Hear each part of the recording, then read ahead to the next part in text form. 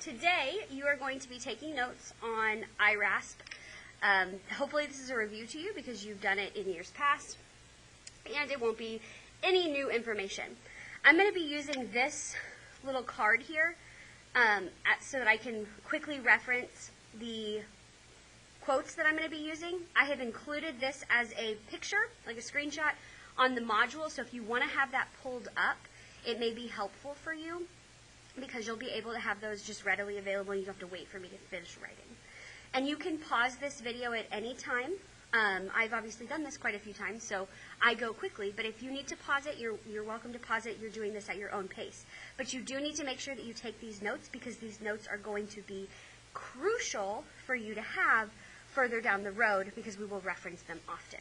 So the first thing that you're going to do is you are going to, up at the top, you are going to write out our acronym. So our acronym is iRASPP. So you're going to start with the I, R, A, S, P, P. Okay? Let me zoom in on this just a little bit for you. Okay. Now, I like to use this as a color coding system so that I always know that I have all parts of my RASP in my answer. So interact isn't going to get anything because when you interact with the text, you are boxing, underlining, circling important things that you need to know. It's so that you can adequately answer the question. So I'm just going to start with, I'm going to write underneath here interact, just so that I remember that that's what that means.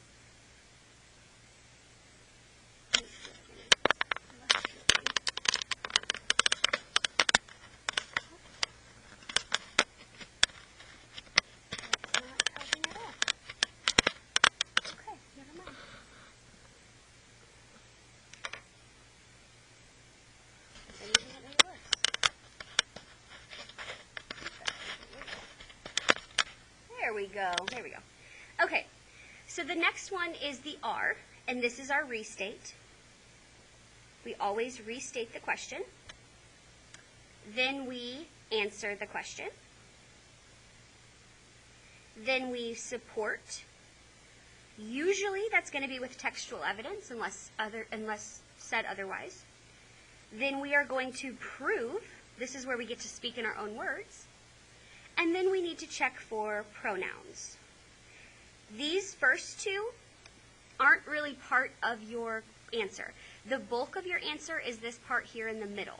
Okay? So I'm not going to highlight either one of these. I'm just going to leave them as they are because they're things that I just need to double check at the end.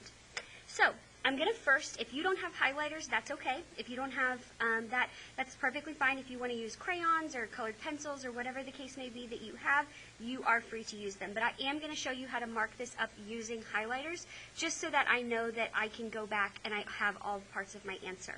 So I'm going to go ahead and highlight this R in pink. Then I'm going to highlight the A in orange, the S in yellow, and the P, the first P, in green. That way, when I go down and I've done my answer to the constructor response question, I know that I have all my parts if I can highlight everything. So, the question that we are going to answer today is, what is Mrs. Wyatt's favorite TV show? Support the answer with evidence. And again, if you did not write this as quickly as I did, you can pause this video and finish and then pick up right where you left off. So, the first thing that I want to do is I want to restate this question. Well, first I want to interact with it. So, the one thing that you want to look for is how you're going to support the answer. The question will tell you how to support it. This is evidence. So, I know that this has to come a direct quotation. Okay, I know that because I That's what evidence means. When something asks you for evidence, you don't give your original thoughts. You give evidence. So, after interacting with the text, I may want to box favorite TV show, since that's going to be what I'm going to answer. You can really interact with the text, interact with the question however you want, whatever makes the most sense to you. Then I need to restate the question. So the question is, what is Mrs. Wyatt's favorite TV show? So in order to restate it, I just say, Mrs. Wyatt's favorite TV show is. Sorry, that looks weird. And that I'm going to highlight in pink, because that is my restate.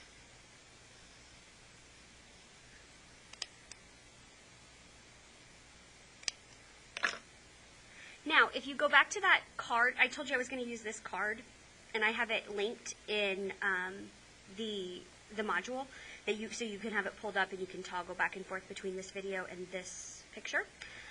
We're going to look at this fourth quotation here. It says, my favorite TV show is Once Upon a Time. I can't get enough of it.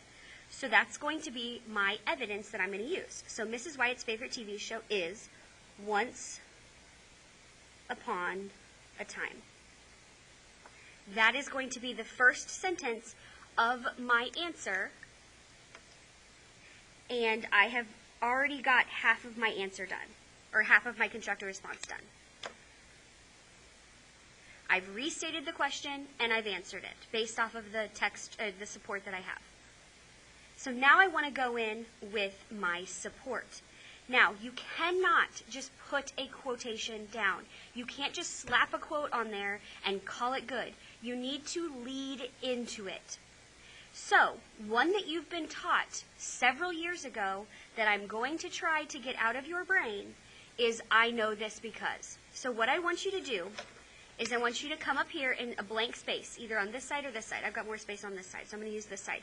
I'm going to write, I know this because.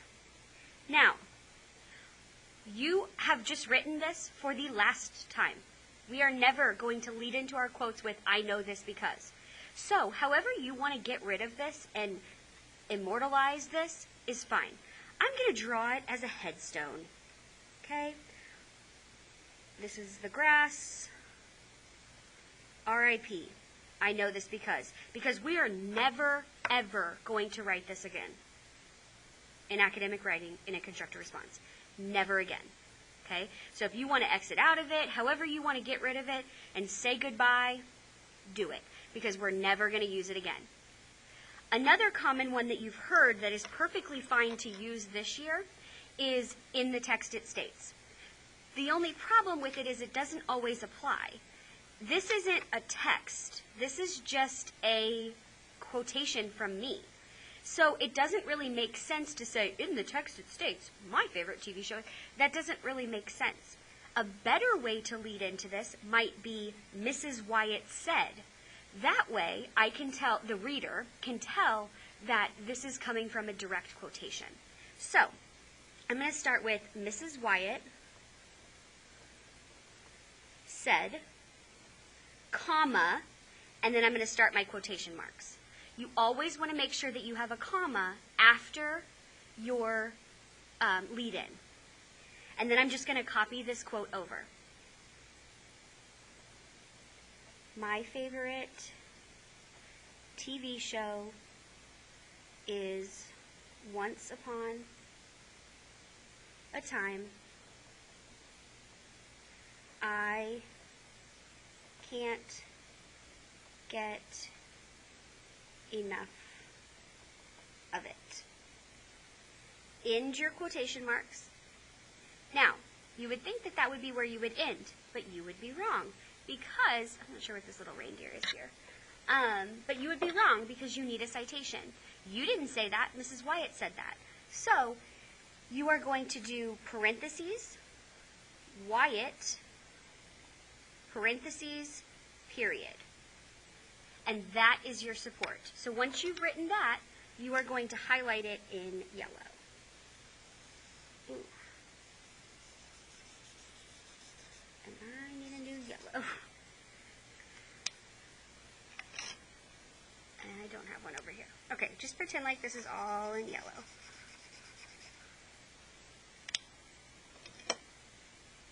So I am 3/4 of the way done now with my constructive response. Now I just need to prove that the support that I've included, this quotation, supports my answer.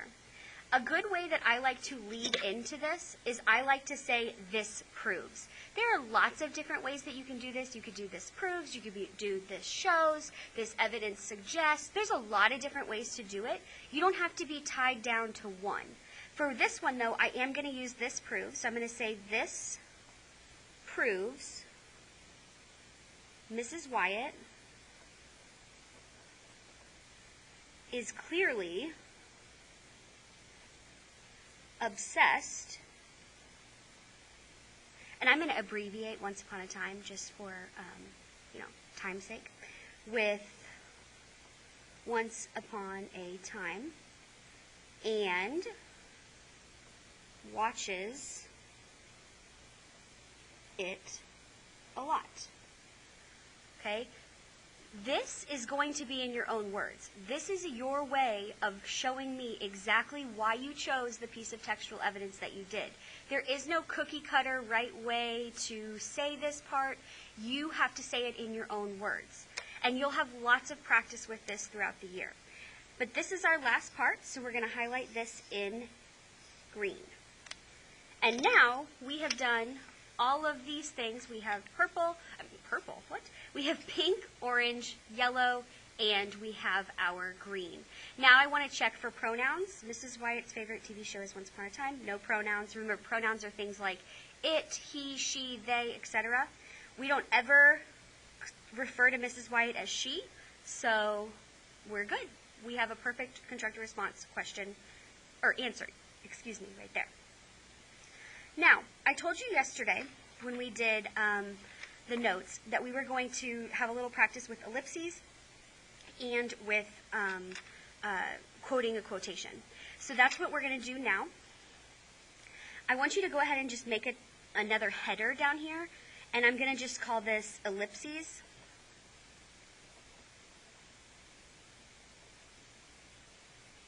These are just going to stay with you so that you have them to reference, because you might find yourself in a situation where I've asked you to provide a piece of textual evidence, and that textual evidence is super long, so you want to use ellipses, and you want to make sure that you have a way to, that you have a way to shorten that if you want to. So, I'm going to pretend like I have a question. So the question is, provide textual evidence to support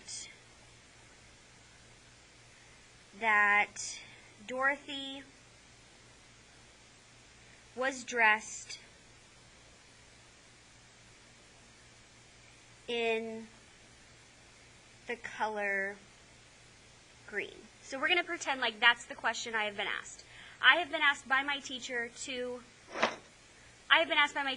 provide a piece of textual evidence that supports that Dorothy was dressed in the color green. And again, remember, I'm looking at these quotations here. So I'm going to use just that first one. It says, the next morning after breakfast, the green maiden came to fetch Dorothy, and she dressed her in one of the prettiest gowns made of green brocade satin. Dorothy put on a green silk apron and tied a green ribbon around Toto's neck, and they started for the throne room of the Great Oz. That answers my question, that she was dressed in green, but there's also a lot of extra stuff that I don't necessarily need. Okay? So what I'm going to do is I'm going to use ellipses to eliminate some of it. So I'm going to, of course, start with quotation marks, because we always start with quotation marks. And I'm also going to start with ... because I want to cut out a lot of the beginning of this. I'm going to cut out all the way to she dressed her. So I'm going to cut out, I'm going to ... and then I'm going to say she dressed her in one of the prettiest, again, pause if you need to, gowns, hyphen, because that's what appears there, made of green brocade satin. And just to show you what it looks like to skip to another sentence, I'm going to skip a lot of this next sentence, okay? Because I want to add in this part. They started for the throne room of the great Oz. So I want to add that to my textual evidence, but I've now skipped over to a new sentence. How I like to think about it is if you are skipping a sentence, you're skipping the words, but you're keeping the period. So we always would start with 3, but once we've skipped to a new sentence, we're going to keep the period, and we're going to do 4. And then I'm just going to start it with, they started for the throne room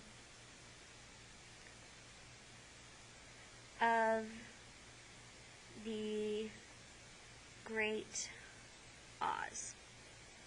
And then I'm just going to end my quotation marks and put my citation. I know that I forgot my citations up here, but I have them for you. So they are BAUM, B-A-U-M, 87.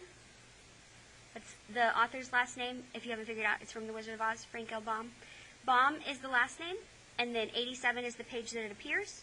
We're going to do our parentheses to shut it, and we're going to do a period at the end. Periods always, always, always, always go at the end, never before. They always go at the end of the citation because the citation is part of this sentence. Now, one more thing that I want to address super quickly is a good question that somebody had yesterday. Somebody had a question of, okay, so I see that you cut out the first half of the sentence, but you didn't capitalize she. That's right. If you're cutting stuff out of the front, you always will go with whatever is appearing in the text. So if you look at the quote here, she is lowercase. Now, if that were to start with Dorothy or Toto, which is already capitalized, then I would capitalize it. But you want to write it exactly as it appears. So I'm going to give you just a cheat sheet down here to write. So 3 periods equals skipping in 1 sentence, and 4 periods equals skipping from more than 1 sentence. So that's kind of your little cheat sheet there to make sure that you remember how to use ellipses. Again, ellipses are not something that I'm going to be like, you have to use ellipses on this. That's not how it'll be. Ellipses are only if you want to use them or need to use them because you have a super long quote. Now I'm going to have you flip this over to the back, and I am going to have you use 2 of your highlighters. And if you didn't have highlighters before, that was okay, but I need you to have 2 different colors. So if you can grab 2 different colored pens or 2 different colored pencils or crayons or something, I want you to have 2 different colors, and I would like for these colors to be contrasting colors that don't look the same, okay? So this next section, and this is the last section that we'll do, is quoting a quotation. And one thing that is, it's just one of those things where it doesn't really matter, and you're probably going to hear me mess up this a lot, but I always want to include it here, is that quote, the word quote, is a verb, meaning an action, something that you do, whereas quotation is a noun. It's a thing. So you're going to hear me like calling or saying a quote when I mean quotation, but I just wanted to let you know that that is technically how it's supposed to be. You may have some teachers in the future that harp on that, but not me. So we are going to use the second quote on this list, which says, "I ran as fast as I could," he said, sitting down and yawning, "but the flowers were too strong for me. How did you get out?" So we always, always, always, no matter what, no exceptions to this rule, we are always going to start with 2 quotation marks. So I want you to, using your first color, I want you to do 2 quotation marks because we always start with 2. Now, whenever you are quoting something and you see, oh, wait, there's already quotes, you are going to smash them together and you are going to just do one. Your quotation marks, your two quotation marks will always be on the outside. But whenever you are quoting something that already has them, you smash them together and you just do one. So it's going to look like this. It's going to look like 3. So then I'm just going to go through and I'm going to copy down my quote from my card. I ran as fast as I could, comma. Oh, and then I see that on my card here, my quote has 2 quotation marks. What do? I smash them together, and I just put 1. Just like that. And then I keep going. He said, comma, sitting down and yawning, comma. Oh, I see that after my comma, I have quotes again, so I'm going to smash them together and just put 1. But the flowers were too strong for me, period. How did you get out? And then there's a question mark. Now, if your quote ends with a period, you move that period after the citation. However, if it ends with a ... a question mark, an exclamation point, something like that, you're going to keep it there. So I noticed that on my card here, after the question mark, it has 2 quotation marks. So I need to smash them together and just do 1. But now that I've finished, I need to close out my quotation marks. So I'm going to do 2 pink ones on the outside as well. And then I go in with my citation. Parentheses, bomb, 47, end the parentheses, and put a period at the end. I know that it looks weird because there's a question mark and then there's a period at the end, but that's just the way it works. If it's anything other than a period here, it stays. If it's a period, it moves to the end. I don't know why they do that, but that's the way they do it. Okay, so now we're going to move on to the last one. And the last one is, but the scarecrow said, I'm sorry, it's technically the third one. But the scarecrow said, we cannot fly, that is certain. Neither can we climb down into this great ditch. Therefore, if we cannot jump over it, we must stop where we are. So, we're going to do the exact same thing that we did before. We always, always, always start with 2 quotation marks. That's never going to change. We will always start with 2 quotation marks. And then I'm just going to continue with what my quote says. But the scarecrow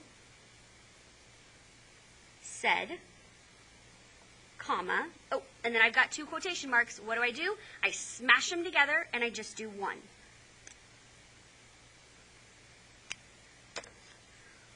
We cannot fly. That is certain. There's a comma. That is certain. Period.